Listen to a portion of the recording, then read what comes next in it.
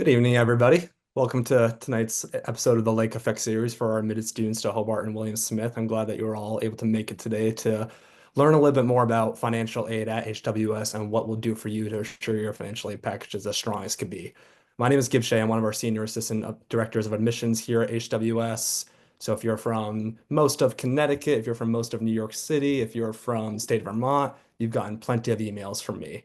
I do always joke that you will get a lot of emails from us. And when students sign up, I say you're going to get a million emails, which is not always true. You're going to get a couple thousand emails from us. I know that through the college process, you've gotten plenty from us as well, from the other schools you've applied to. But I'm glad that you caught this one and that you're able to join us today. I'm going to introduce our woman of the night, our woman of the hour. Her name is Lisa Hosky. She's our director of financial aid here at Hobart and William Smith. And she'll talk all about financial aid matters as they pertain to you and as they pertain to this year in financial aid. It has been a slightly easier year in financial aid, given the lack of FAFSA issues that we experienced last year, but there are always questions about financial aid. I'll ask you to please direct your questions to the chat, and we'll go through the questions in the chat at the end, or I'll interrupt Lisa if it pertains to what she's talking about at the moment. So if you have any questions, throw them in the chat. Lisa, I'll hand it over to you. All right. Well, hi, everyone. Thanks again for being here. I'm always excited to do these presentations. You can all hear me, right? Everything's good? Okay. Go ahead, Lisa. I didn't hear what. Was there a question? Oh, no, okay. Not yet. Not yet. So anyway, I have been in financial aid for, we'll just be generous and say over 20 years. I've worked in the state and the private. I've worked in a law school. I've worked at a community college. So I'm hopeful that bringing this information to you tonight will make the process a little bit easier. One of the things that's important to remember is that after most of you have probably gotten your admission decision already and perhaps a merit scholarship with that. Your admissions offer is not the end of the story. If or when you complete the 25-26 FAFSA, you'll be considered for additional need-based funding and receive another letter. And you'll receive that, and we receive the FAFSA information electronically from the federal government once you complete it. So if you have not done your FAFSA, please do so. It's not as bad this year, like it was talking about. Last year was a bit of a challenge because they had some troubles. I actually did my own FAFSA this year to test it out, and it took less than half an hour. So please do it if you haven't already. Once we get that FAFSA, we will put together a financial aid package for you. We're going to look at what things you could qualify to receive, whether it be need-based funding from HWS, whether it be a federal grant from the government. If you're in New York State, I'm going to look at your eligibility for New York State funding. I'll look also at things like loan eligibility, work study eligibility. Once we put that together and we maximize everything that we think we can provide to you, it will be available in the portal that your student went into to see their admission decision. So it's important to, and I think the email will go out that just says a decision is available. What that will be actually your financial aid letter. Once you get that letter, if you have questions, which most will, appointments are available with me or my staff, virtually or in person. So we can do that with you. One of the what I talk about most tonight is how financial aid is basically sort of all of the language around financial aid and things that might be helpful for you to know as you compare the letters. So our goal is to make sure you have the information you need to make a decision with all the offers that your students may have received. So before I actually put together a financial aid package, in addition to the merit that you may have received, the federal government requires that we create a budget, which is called cost of attendance. And it's basically what we anticipate that it'll cost your student to attend. So it's going to include obviously tuition and fees. It will include food and housing. It'll include books, an allowance for books and allowance for transportation. So some people will live in California, some people live an hour away. There'll be some allowance for that. Personal expenses. And then if you're taking federal loans, there'll be loan fees that are put in there. So we have to do a lot of research and put this information together to make sure that we adequately aid your student. Once we put that budget together, I take that and I take the information from the FAFSA that you've submitted, and I look at what other things I can give you. So first, the scholarship will show up if you've gotten a scholarship, which is merit-based, you know, GPA, activities, whatever those things may be. will be in the award letter. Grants are usually need-based, and you don't need to repay those as either. They could come from 3 different sources. They could come from the college or university. They can come from the federal government. They can come from state governments. You could also get them from private entities as well. We will look at your eligibility for loans. There are different types of loans: federal loans, private loans, parent loans, work opportunities. We use the federal work study program, as well as we have an institutional work program. I know I'm going a little fast between this at this beginning part, but I'm going to show you an example about what this looks like as we go down. Are we okay so far? Not lots of questions? Now continue. Okay.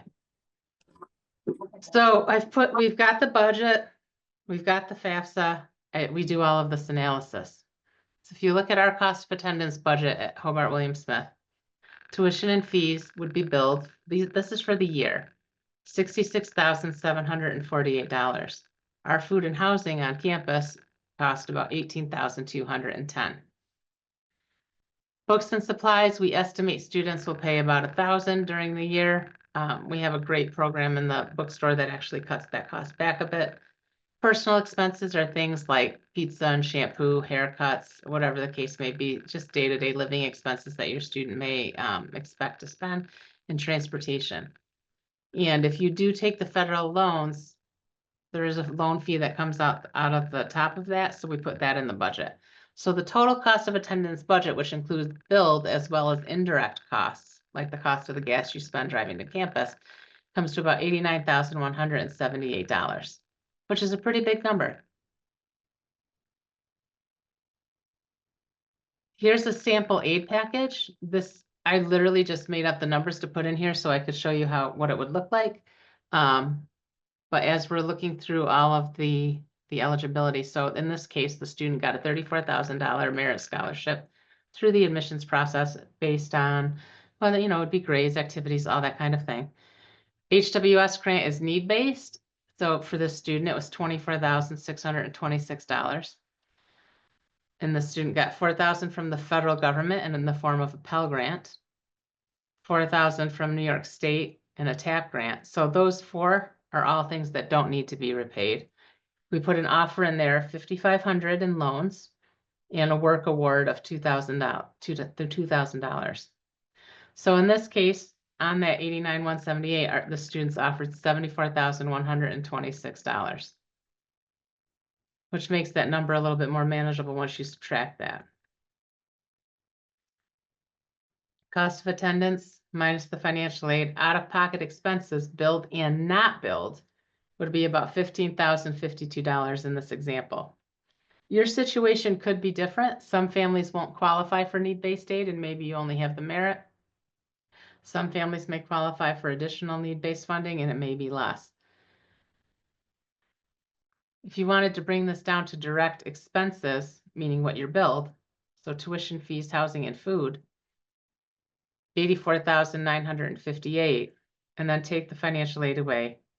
And then you'll notice I didn't include the work study in here because this is just the stuff that will go on the bill of $72,126. So the out-of-pocket expenses, $12,832. Stop there for a minute because I transition into some of the billing before that.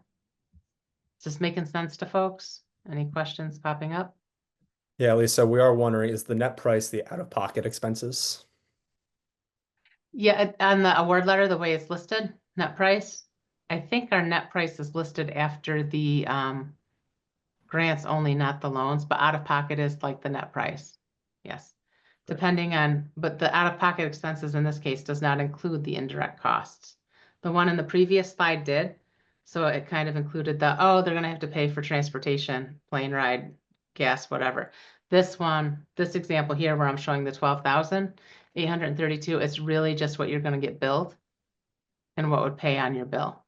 Right. If that makes sense. The federal government requires that we put all of that other information in the letter. And I know sometimes that makes it a bit more confusing. But at the same time, I don't want people to not think about the cost of books or transportation or those other things that will come up. So from this point on, this is sort of what you would plan on for the year. We bill half of that in July and half in December, meaning you would get a bill on or around July 1st for the fall semester that would be due on or around August 1st for about $6,416. And in December would be the other half. Around December 1st, that would be due around January 1st. So although the aid letter shows you for the academic year, the billing actually happens by semester. And that sometimes trips people up a little bit.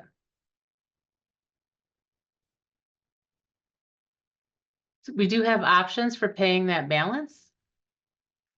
So you could actually, if it's something where you have a 529 set aside, or you just can write the check, you can obviously make the full payment by the due date. We also offer a payment plan. Now, our payment plan is with a company we partner with. It costs $30 a semester. So if you sign up for this payment plan, you will pay $30 to use it, but there's no interest. It's not a loan. So if you needed to pay, say, $5,000, if you sign up for that, like the first week you get the bill, it would break that up over 5 months. So you could pay $1,000 a month rather than pay that full $5,000 up front. If you sign up later, like if you don't sign up that first week when the bill comes out, but you sign up closer to when the bill is due, then you're going to have it'll be divided over 4 months. You sign up later than that, 3 months. So if you want to use the payment plan, I would say sign up as early as possible. Another option is the federal parent loan. The interest rate is at 9.08%.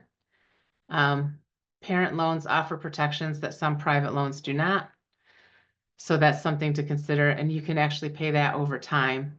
So parent loans have protections built in for death and disability for the parent or the student. If you take out a private loan, they don't always have those protections. So just something as you look at options, if you're looking at borrowing for the remainder, in our example, that 12,000, keep that in mind. Private loans are generally in the student's name, but require a cosigner. So whether the parent takes out a parent loan or you take out a private loan and you're a cosigner, you're still invested in that loan somewhat. Parent loans only look at negative credit. So if you're behind on something, or if you have a judgment, then you might get denied. It doesn't look at income to debt ratio. So that could be good or that could be bad, depending on your perspective. I have seen people living on $10,000 Social Security a year get approved for an $80,000 parent loan. Right, so that's kind of scary. But if you do have more debt than you'd like, as long as you're making your payments and there's no credit, you could qualify for that parent loan. Private loan interest rates are determined by creditworthiness of the student and the cosigner. And they have a higher range. I've seen them from, I don't know, 7-8% all the way to like 18%. Or you can use a combination of these options, right? So if you're like, I know I can pay 10,000 out of my 529, but I want to take out the rest in a payment plan or a parent loan, that's fine. Blended families may do things differently. If you have two parents that are contributing but want to do it differently, whether they keep their finances separate or live apart, one parent may choose to borrow a parent loan and the other parent may choose to use a payment plan. That's fine. Any combination that works for your family, we will work through with you between my office and the student account office to make up, in this example, was like the $12,800. So and I'm happy to meet with anybody who kind of wants to talk about the best ways to do that in your situation. Some folks want to keep, if they have a 529 savings account for their student or investment, they want to stretch it out over the 4 years. Some just want to use that until it runs out and then look at borrowing if they need to. There's not a right or a wrong. It's just kind of what works for you. Are we doing okay so far? Any more questions? Any questions yet? We can continue for now. Okay. We will get, if you haven't gotten the financial aid package, we're going to get it to you as quickly as possible. We bring in FAFSA records about 2-3 times a week. We run the packages, we check them, and we send them to admissions so they can go up in your portal. We understand the urgency. because we know this is a really big decision and we want to help you have all of the information that you need.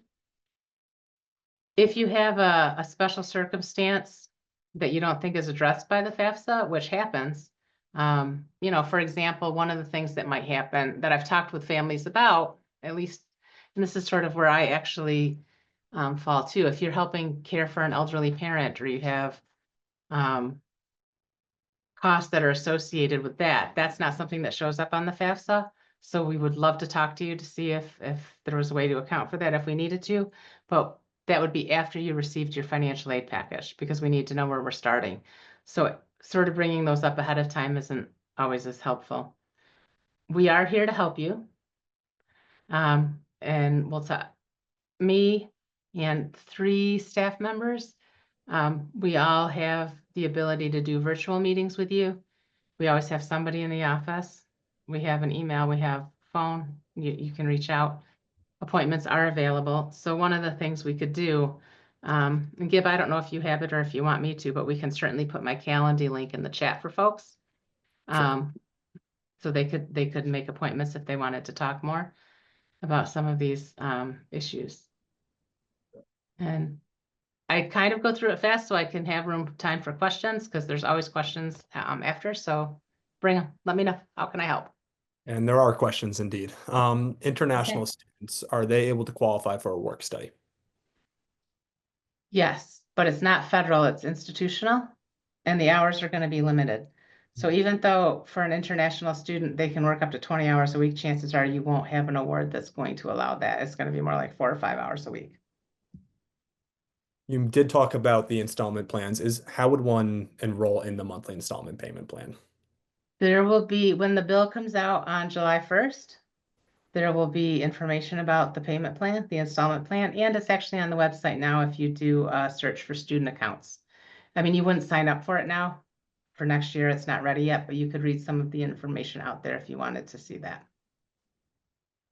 I think I'm understanding this question. If a family filed a FAFSA prior to receiving their admissions decision, would they have received any financial aid with the merit letter at acceptance? No, Right. no. You'll always get the admission letter with just the merit scholarship, and then a second letter would come out, whether the FAFSA was done before or after, because I don't package a student until they're admitted. I have a question on January terms, and this I'm going to say this does apply for the J term, which is the 3 week abroad program in January, and we also have for Maymester, which is 3 weeks abroad in May. For a Mm-hmm. J term or Maymester, is there an additional fee for that cost? I will say yes, it is a Mm-hmm. $3,000 fee for J term or Maymester because that's outside of the regular term. You get billed separately for that.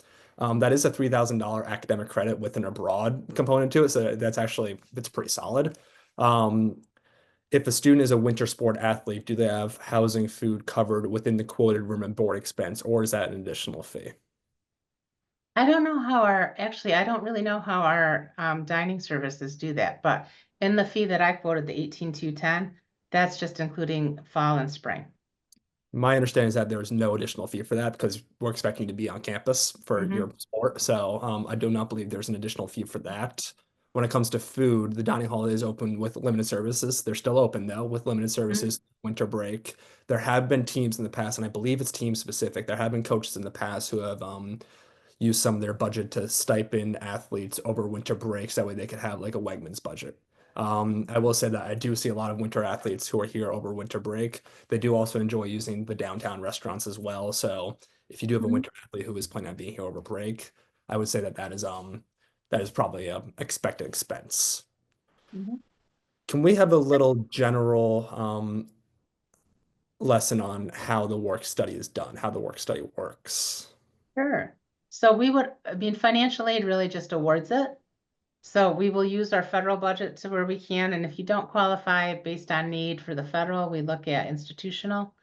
How a student gets a work study job, they're not guaranteed and they are a bit competitive, but we have, once the student deposits and they go through the onboarding process, there's going to be a system called Handshake, where the jobs that are available are posted and students can apply for the positions through that process. And our HR department basically hosts the Handshake technology. And that's easy to use from a student Yep. perspective, by the way. Now, I Uh, would say as a parent, who haven't been through this, most students are only going to work 4 to 5 hours a week with the amounts that we give them because we keep it manageable. We want them to be able to be successful with their studies. So I would really think of it more as like shampoo and pizza money, and I wouldn't think of it as something to put on the bill.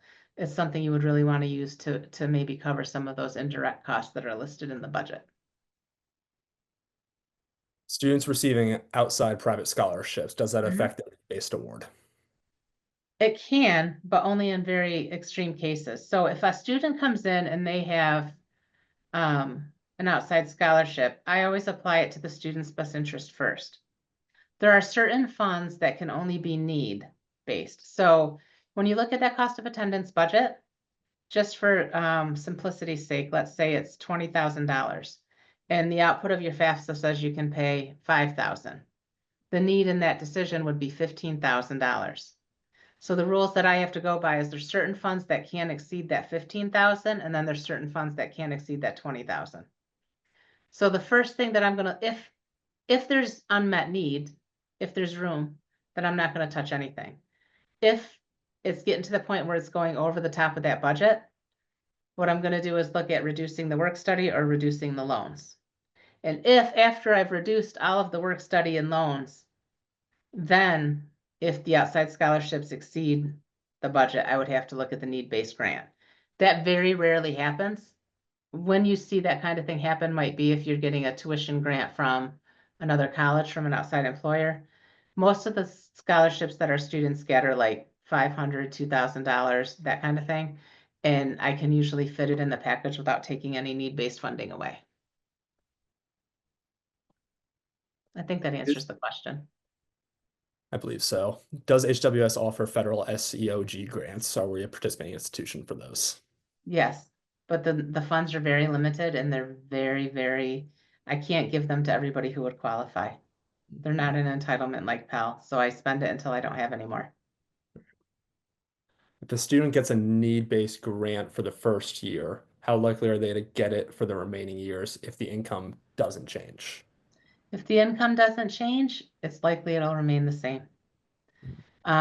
Where I see that changing, I mean, the need-based grant technically can change, but we are committed to trying to keep it the same, if possible. The times when I see that happen are if somebody gets remarried. So then there's another person in the household that might decrease eligibility for need-based aid. That's the most common. Other than that, like if you win the lottery, I'm probably gonna say, we need to talk about whether you can endow a scholarship for our students. If, but on the other side of that, if you lose a job, reach out to us, and if I can get you more funding to help with that, because your income goes down, then I would try to help with that as well. Don't let your financial aid award stop you from winning the lottery. We want you to win the lottery. Absolutely, We're on. absolutely. You can always say no to the endowed scholarship, but We'll if you're talk. thinking about getting remarried and you're a parent, you may want to wait. Back to work studies. Mhm. How would one appeal to ask for works? How would one appeal to ask for work studies or an email address or a URL link that they can use? We can use the appeal link for that. We can actually put that in the chat as well. Sure, I'll put that in the That's chat. fine. Okay. Deadline for outline for outside scholarships. Are there any? Mm-mm. I don't think so either. Yeah. Nope. Do you take out a loan every year that you pay when you're done with school? I believe I'm asking the question. Do you? So, so federal student loans, basically, their eligibility increases every year. So the first year a student would qualify for 5,500, second year 6,500, third year and fourth year 7,500 each of those years. So if your son or daughter takes out a loan, the federal loans, they will graduate with about $27,000 of federal debt, which from my perspective as a parent, as a financial aid administrator, as somebody who is a first generation student, 27,000 is relatively a reasonable investment. If you think about it in terms of it's cheaper than most cars you're going to buy these days, and an HWS college education is much more valuable. I will say when you start looking at the other loan options, depending on your specific financial situation, if your student is going to be getting to the level of debt that is in mortgage range, then you're probably going to want to make sure that you think about if that's the financial decision you want to make wherever they go. So, and I'm talking about, 150, 200,000, which is low for a mortgage these days. But if you're looking at taking on that kind of debt, and then just be aware of it before you commit, is what I would say. Does that answer the question? Probably more so, I hope. Hopefully moving in the right direction. 529 accounts. How are 529 accounts taken into consideration by HWS financial aid since they account value that can change? I think there's a spot where you put it on the FAFSA, Mhm. depending on the situation. That's the only thing we would consider it in that value. Other than that, you would just use it to pay the bill. Like, we're not gonna be like, oh, they paid 10,000 from the 529, they have more money. That's not something that we do, but, it's just considered where you enter it in the FAFSA and the calculation of your FAFSA output. And for the renewability of scholarships, are the HWS specific academic programs that come with the scholarship, such as the Centennial Center for Leadership Scholarship, the Civic Engagement Scholarship, the Art Scholarships, are they fully renewable year to year? Yes, they're fully renewable year to year, provided that you're making academic progress, meaning you're not getting kicked out and you're enrolled full-time. Nobody on this call is going to get kicked out. We're all Absolutely not. angels. But I mean, we don't have a higher GPA to keep the scholarship, but you just have to maintain the scholarship to maintain the GPA required for your major. And on-campus jobs, can students apply before arriving on campus for the first year? The answer is yes. They sure can Mhm, apply for on-campus mhm. jobs when they arrive. Some would caution that. I personally would say, if possible, try to wait your first month of your first semester out, get a handle on campus, understand exactly how long it takes you to get from class. That way, if you sign up for a job and it's actually a 10-minute walk versus a 5-minute walk and you'll be late for that shift, blah, blah, blah. There are plenty of on-campus jobs available. If you go onto HWS employment students, HWS employment student employment positions, you'll be able to see all the current positions that we have. That changes all the time. So there'll be a couple fun opportunities there. We do have students who are working in the city of Geneva, downtown, doing whatever. Obviously, we can't control the 20 hours that you work on campus. That is our limit for students working on campus jobs is 20 hours. If you're working off campus, we don't really have a say in that. But we strongly would caution you working those Yeah. excessive hours because you have class, right? Let Mhm. me see. And the work associated with classes, usually, especially for first year students, I think it's more than necessarily they think. It's different than high school. So you want to make sure you build in your study time. And I'm gonna double check for any other questions.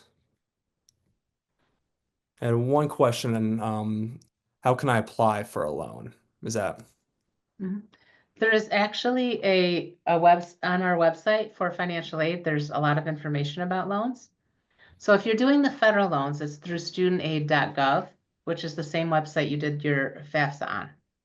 So you can apply for a parent loan on studentaid.gov. Your students would do their master promissory notes and apply for their loans on studentaid.gov. I caution you to not do that too soon. So like if you're listening to me now and you're thinking, okay, I want to do the parent loan to make up the difference with what I owe, because the credit check only lasts about 90 days, we'd have to do another credit check if you did it now. So I would probably wait until like June, July before you actually applied for a parent loan. Um, it's just, then you don't get another inquiry on your credit. They don't usually do that much damage, but why take any hit at all? So if you wanted private loans, we're not allowed to tell you what private lender to use, but there is a list of private lenders that we have used historically that's on our website, um, on the loan page that you could look at. And we can certainly help you understand what the terms are. If you have questions, we can try to talk you through that. and for students who have submitted an appeal, students and families who have submitted an appeal, what is the estimated timeline for a response? 7 to 10 days. Very good. Mhm. So what usually, that comes to me and then, we go to a committee and we talk through everybody. So it's about 7 to 10 days. That's everything I have in the chat right now. Lisa, I'm going to throw in the link for appeals. If you Wonderful. could throw in the link for your virtual meeting Oh, sessions. yeah, give me 1 second. And if Oh, anybody yeah, has I see my questions, feel free to email throw open them up. in. Give me 1 second to get that out of there. I get a lot of emails. And like I said, we send plenty also.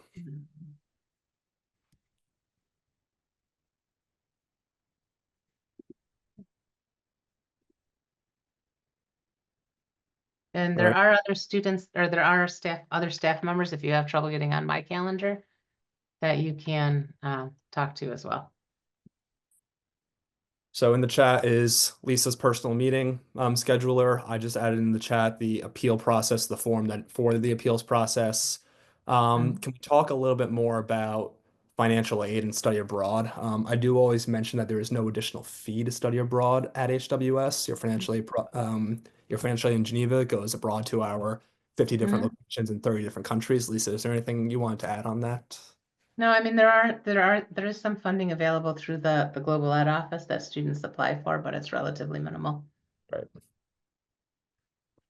And of course, if you are going abroad, and we talk more about this as you go through the abroad scheduling process and the abroad selection process Yep. while you're applying. Some places are more expensive to go out to dinner in the world than Mhm. other places. So budgeting for that, your semester abroad, is important. One thing that HWS does differently than most schools is we schedule our study abroad a year So you out think you're instead going of to try and do a semester abroad at one point? Sorry, we do schedule our study abroad a year out versus a semester out. That gives you the opportunity to just figure out a couple things, passports, visas, vaccines, anything else that you might need to do, and also allows you to budget for that for a little bit longer.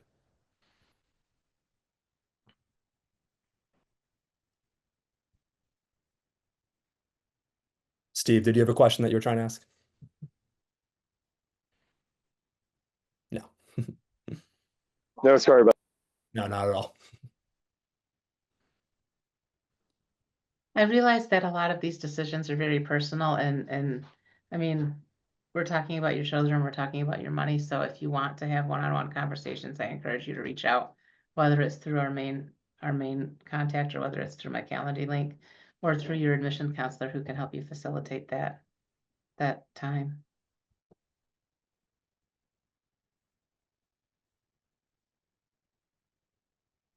Anything else I could answer for you?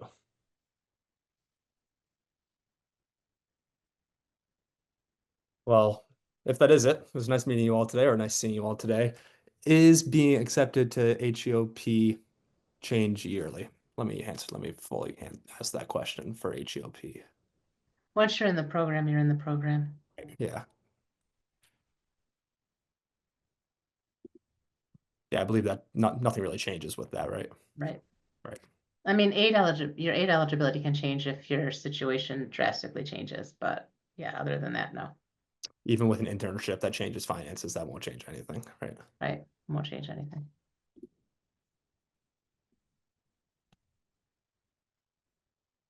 All right. I think I'm gonna close out our chat. Again, you have the links for a meeting with Lisa. I'll throw my email in the chat also, so you could always directly message me or your admissions counselor for your area. Again, feel free to message me and I'll happily connect to you or answer your questions or connect you with your respective counselor. I hope to see you all on campus in August. It's going to be when we go through and we read our applications, we do a holistic application review. And other schools say that what that means for HWS is that when I go through and I read my applications, I sit down, I shut up, and I read the application in full, right? Like I'm not just looking at GPAs, I'm not just counting AP courses. I'm certainly doing some of that, but I'm also actually reading your essay, taking a good look at your recommendations. We're looking closely at your activities. Because if we admit you, we want you to come, right?